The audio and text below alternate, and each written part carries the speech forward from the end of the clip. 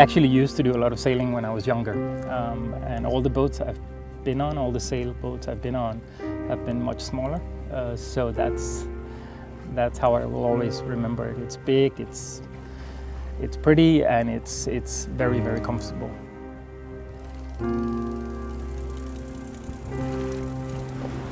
When we first arrived in Koh Tong, it's a real Burmese port, it's real Burmese people, and it's bustling, it's chaotic, it's noisy and hot, but that's all part of the trip. That's what you come to see. You come to see the real Myanmar, and that is what you see in Koh Tong.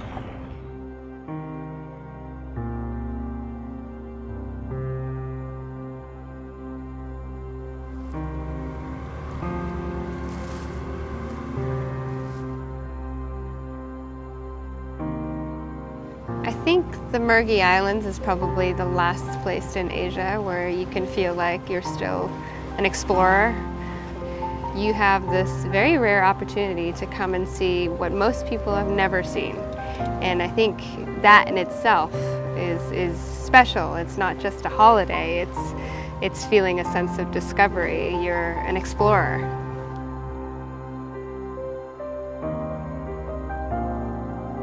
I've sailed before, but never on a boat this big.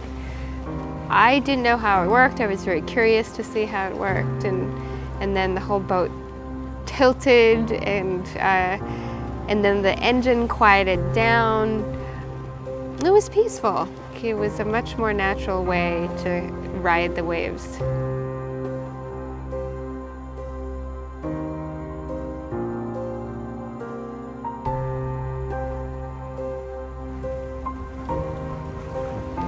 Being on the water, away from just, all this noise just kind of goes away.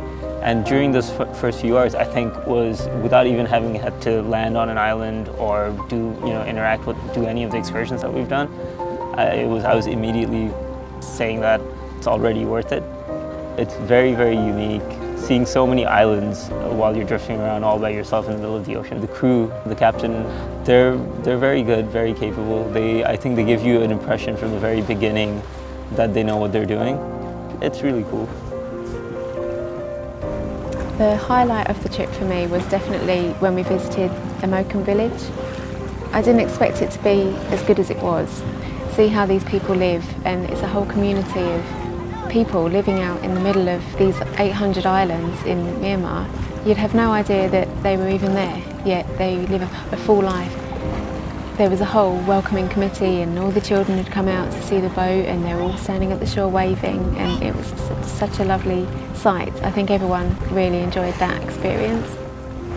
The highlight moment for me was probably the beach that we went to. It just felt really sort of the kind of beach that you read about in magazines or see on television that no one had ever probably been to. It was one of these like real sort of fantasy white sand beaches. The sand was really fine and like snow or something.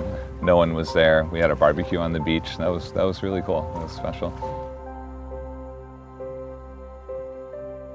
Another highlight was basically every time I jump in the water, because I like the water a lot and there's plenty of it, and I free dive and I snorkel, and just every time we stop, we jump in the water.